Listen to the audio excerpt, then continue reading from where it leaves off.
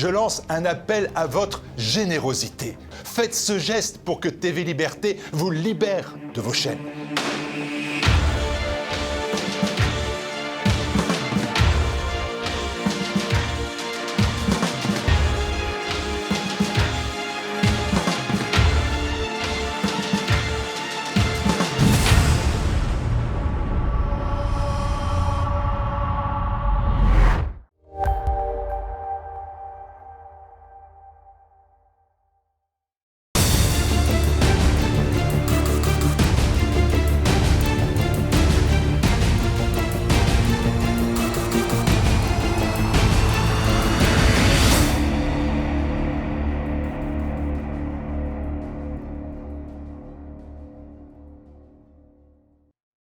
Dimanche 26 mai, un Marocain en situation d'OQTF poignarde 4 personnes dans le métro lyonnais. Jeudi 30, à Saint-Maur-des-Fossés, un Égyptien tue un homme de 79 ans en pleine rue, lui assénant 17 coups de couteau. Et, en dehors de ces attaques devenues quasi quotidiennes, une cinquantaine de projets d'attentats ont été déjoués par les services secrets depuis 2017. Dans ce climat d'ultra-violence ordinaire, peut-on imaginer que la France accueille un événement mondial comme les Jeux Olympiques en toute sécurité ? Avec cette nouvelle agression au couteau, 4 personnes ont été blessées cet après-midi. Ça s'est passé dans le 7e arrondissement de Lyon. 2 sont en urgence absolue, mais leur pronostic vital n'est pas engagé. L'agresseur qui a été interpellé par la police est sous une obligation de quitter le territoire français. De nationalité marocaine, il est connu déjà pour des troubles psychiatriques. Un Marocain de 27 ans sous le coup d'une obligation de quitter le territoire depuis 2 ans. Ces 4 victimes sont toujours hospitalisées, mais hors de danger. C'est que cet homme est entré dans la rame pendant le trajet entre 2 stations et qu'armé d'un couteau à cran d'arrêt, il s'est jeté sans raison sur plusieurs passagers. Il a grièvement blessé un jeune homme de 16 ans atteint à la cage thoracique ainsi qu'un homme de 28 ans touché à l'abdomen. Ça va pas être les services très spécialisés de type RAID ou GIGN qui vont intervenir dans ces situations-là. Ça va être tout simplement une BAC ou un car police. En général, c'est 5, 6, 7 minutes. Ça dépend de si le service BAC, par exemple, est déjà engagé sur quelque chose ou pas. À la vue des policiers, il aurait jeté son arme avant d'expliquer qu'il était poursuivi par la mafia. Des propos incohérents qui renvoient au lourd passé psychiatrique de ce Marocain de 27 ans qui vivait dans la Vienne mais qui avait déjà effectué plusieurs séjours en hôpital psychiatrique à Lyon. C'était pas un attentat de type terroriste, c'était un cinglé simplement qui a sorti un coup de couteau, qui a dit qu'il était suivi par la mafia et qui a donné des coups de couteau aux passagers qui étaient à proximité. Un événement comme ça, c'est pas prévisible. Faut pas se le cacher, c'est pas prévisible. Ce que craint le gouvernement, c'est un événement de ce type ou pire, un événement de type à connotation attentat, connotation islamiste, bien sûr, qui puisse se produire devant les caméras de télévision du monde entier. Ça, il le craint, bien sûr, mais est-ce que le gouvernement, est-ce que les services de police et de gendarmerie sont capables de contrôler tous les gens supposés être dangereux? Ça, je ne sais pas. Il faut l'espérer, bien sûr, parce qu'on ne va pas souhaiter un attentat, mais on peut se demander, on peut se poser la question. Un homme connu pour détention de stupéfiants, explique une source policière, et sur qui pesait également une obligation de quitter le territoire français.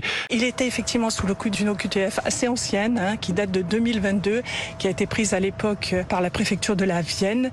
Mais après, comme il a eu plusieurs passages en hôpitaux, voilà, tout ça reste à approfondir, mais une OQTF assez ancienne. On veut lutter contre l'immigration clandestine. Je vous l'ai dit, hier, vous avez un clandestin marocain qui avait une OQTF depuis novembre 2022 et qui n'avait pas été exécuté. Aujourd'hui, les obligations de qualité. Alors, il souffre de problèmes psychiatriques. Oui, mais d'accord, mais enfin, vous savez, quand vous poignardez gratuitement des gens dans la rue ou dans des transports en commun ou sur la voie publique, vous n'êtes jamais quelqu'un de très clairvoyant ou un grand clerc ou un grand prix Nobel de l'intelligence. Mais ce que je veux vous dire, c'est qu'aujourd'hui, les obligations de qualité du territoire français, c'est des cartons jaunes. Ça ne sert plus à rien. Les gens ont des documents qu'on leur notifie et puis ils partent pas. Emmanuel Macron avait expliqué que 100% des OQTF seraient expulsés dans leur pays d'origine.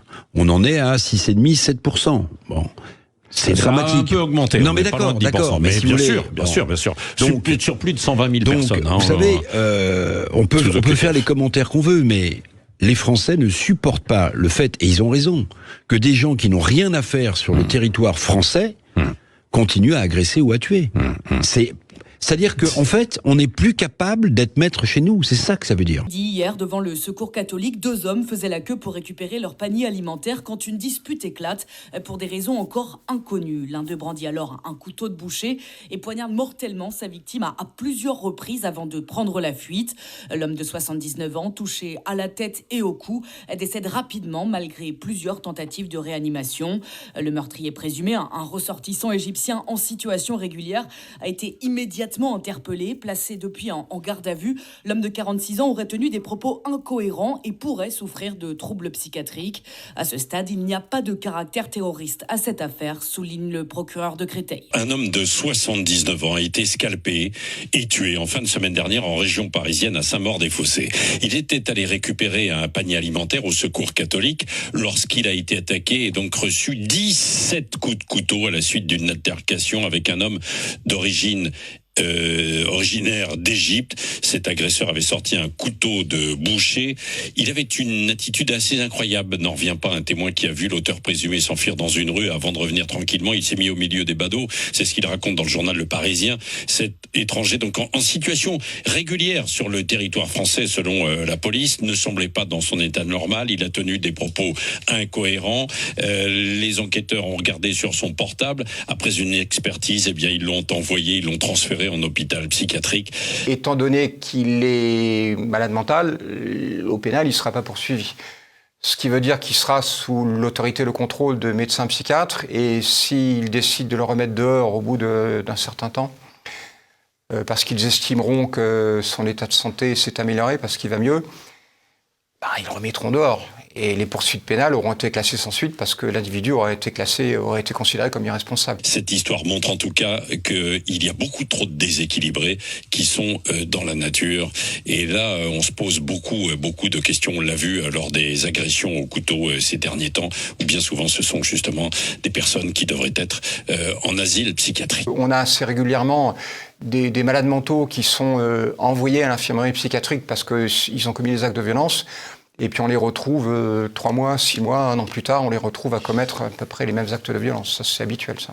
Essentiellement, la gauche judiciaire qui a qui, à mon avis, est passée d'une certaine confusion de la culpabilité. Dans les années 50, on commençait à dire que les délinquants étaient victimes de la société. C'est devenu très à la mode dans les années 80, 90. Et ça a évolué de cette confusion de la culpabilité, donc on ne sait plus qui est victime, qui est coupable, à une inversion parfois de la culpabilité. Les services de renseignement ont arrêté un jeune Tchétchène la semaine dernière.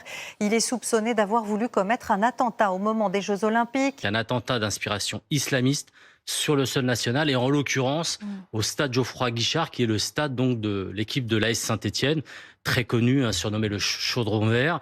L'origine tchétchène, il est arrivé en France l'an dernier. En cours de demande d'asile, donc en situation légale, il est inconnu des services de police. Sur un caractère terroriste, FSPRT. Là, on ne se pose plus la question de savoir si l'individu est dangereux. On a la réponse. On sait. L'individu est dangereux. Il est inscrit au FSPRT. Et normalement, une inscription au FSPRT implique une surveillance 24 heures sur 24. Sauf que c'est pas possible. Matériellement, on peut pas. On a, l'ordre de grandeur, ça doit être à peu près 20 000 personnes inscrites au FSPRT. Comment on fait pour surveiller H24 20 000 personnes? C'est pas possible. Est-ce l'arbre qui cache la forêt? La question se pose ce matin après que la place Beauvau a annoncé hier avoir déjoué le premier attentat visant les Jeux Olympiques. Oui, c'était la semaine dernière. Un jeune Tchétchène de 18 ans a été mis en examen et écroué pour association de malfaiteurs terroristes à l'issue de 96 heures de garde à vue. Inconnu des services de renseignement, il préparait une attaque aux abords du stade Geoffroy Guichard à Saint-Etienne où doivent se tenir des épreuves de football. Maintenant, on peut aussi avoir ceux qui ne sont pas inscrits au FSPRT, qui ne sont pas non plus inscrits au FPR avec une fiche S de demande de renseignement et qui passent en dessous des radars. Et ceux-là, par définition, comme ils ne sont pas inscrits dans aucun fichier, on ne les connaît pas, les services spécialisés ne les connaissent pas, et eux sont susceptibles également de passer à l'acte. Ils peuvent s'auto-radicaliser. Ils peuvent regarder des vidéos de Daesh et se dire « Tiens, moi je décide de passer à l'acte, je vais prendre un couteau, je vais prendre une voiture, je vais prendre un camion ». Et puis je vais commettre un attentat parce que, voilà, c'est pour la cause. Mais pour autant, il y aura pas de commanditaire. Il n'y aura pas quelqu'un qui leur aura fourni le couteau ou la voiture. Ils vont se décider eux-mêmes, tout seuls, dans leur coin. Ils ne sont pas fichés S, ils ne sont pas fichés au FSPRT. Ceux-là, on ne voit rien venir.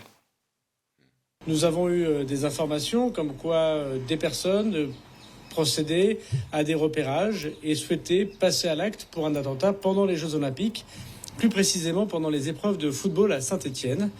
Nous avons travaillé avec les services de renseignement, les services enquêteurs et puis avec le parquet antiterroriste choisi de pouvoir interpeller ces personnes, en l'occurrence une personne, un individu tchétchène de 18 ans qui n'était pas connu des services de renseignement, qui n'était pas connu des services de police, dont rien ne laissait penser qu'il était radicalisé. Alors c'est difficile parce que si on en parle trop, on prend le risque de susciter des vocations, à dire attention, on a peur d'un attentat. Et puis quand on dit aussi de toutes les façons on est prêt, il peut rien se passer, ben là aussi ça peut motiver des gens qui vont se dire ah ben tiens t'es prêt, hein, on va voir. Ça peut au contraire inciter des gens qui sont à la limite de la maladie mentale. Hein. Ça peut les inciter à passer à l'acte. Et puis si on n'en parle pas, ça peut peut-être aussi à l'inverse donner le champ libre à ces mêmes personnes en se disant bon ben voilà, je peux faire ce que je veux parce que ils s'attendent pas à ce que je passe à l'acte.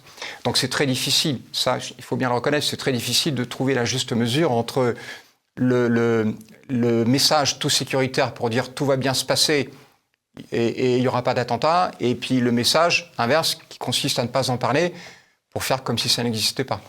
Ces supports informatiques et par les perquisitions que nous avons effectuées, nous avons pu constituer le fait que cette personne voulait passer à l'acte, d'abord s'en prendre à des spectateurs, ayant vu manifestement que le stade était trop sécurisé, voulait s'en prendre à des spectateurs en dehors, près des buvettes, près des cafés, et puis ensuite mourir en martyr, c'est ses propos, après un combat avec les forces de l'ordre.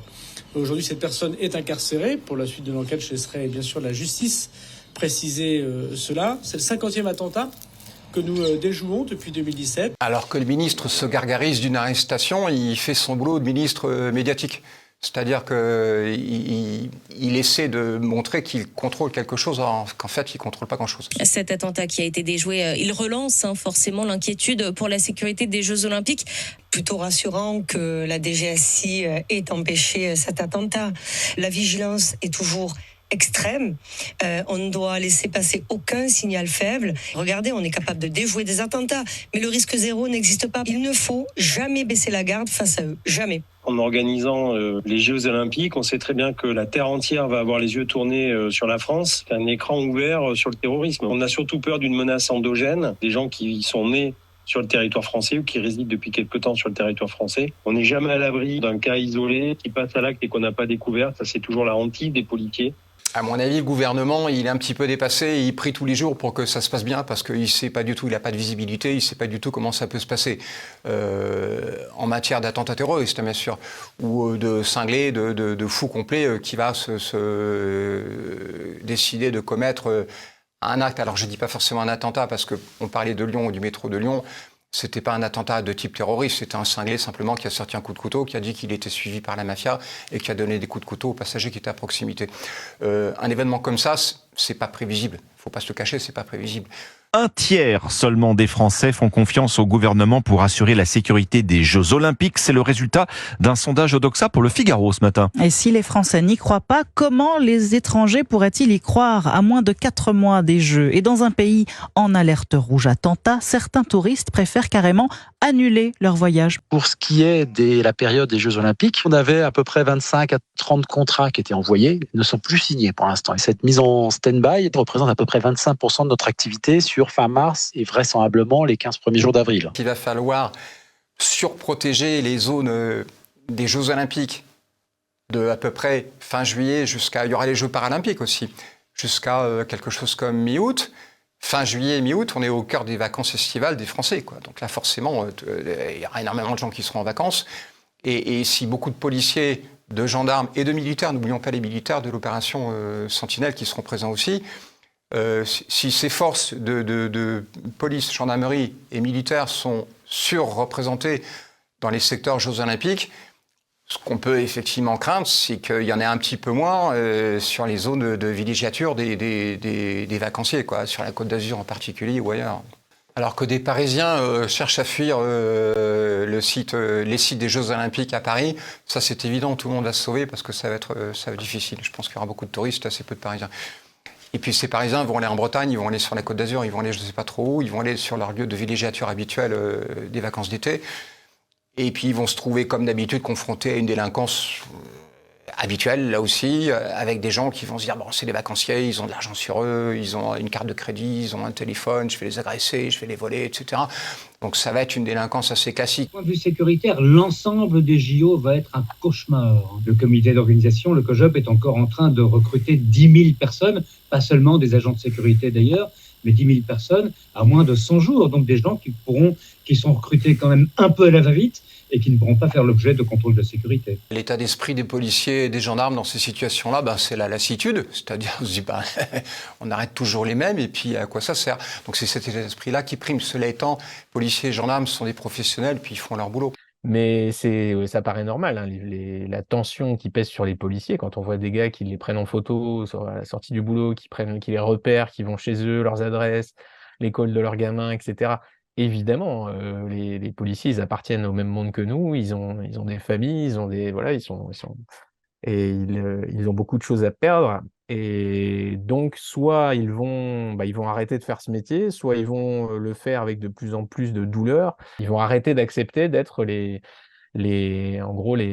médecins urgentistes du fameux vivre ensemble, parce qu'eux, ils voient bien la réalité, on ne peut pas leur mentir, ils se la prennent dans la face tous les jours.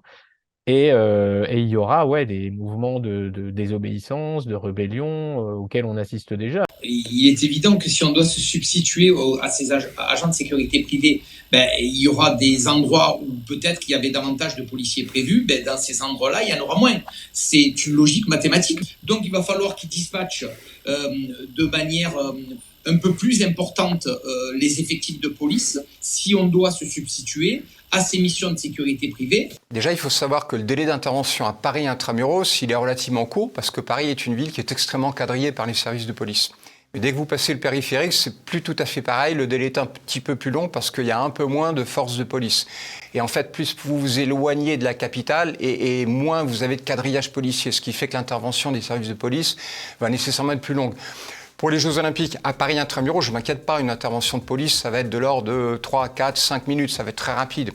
Maintenant, effectivement, étant donné que Paris va être super quadrillé par les forces de police pour les Jeux Olympiques, là où il n'y aura pas un événement de type Jeux Olympiques, il y aura peut-être un petit peu moins de forces de police. Si ces forces de police, gendarmerie et militaires sont surreprésentées dans les secteurs Jeux Olympiques, ce qu'on peut effectivement craindre, c'est qu'il y en ait un petit peu moins sur les zones de villégiature des vacanciers, sur la Côte d'Azur en particulier ou ailleurs.